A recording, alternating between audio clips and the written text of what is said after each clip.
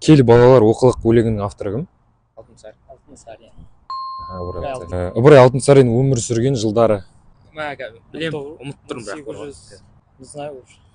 Білем, бірақ ұмытып тұрмын бірақ есімнен шықпайды. 1841-1889.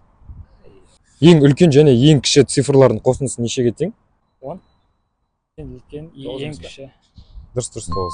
Жайықтан қазақтар суы таусылмайынша кетпейді деп айтқан тұлға кім?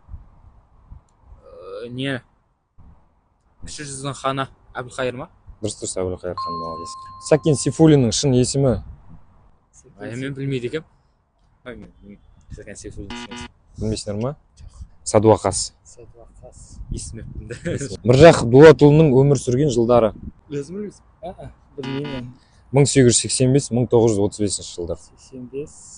Ғылым империясының негізін қалаушы кім? Күлтегін емес. Мөде емес пе? Дұрыс Мөде. Жердің ауа қабаты? Атмосфера. Дұрыс атмосфера. Тунис қай елдің астанасы?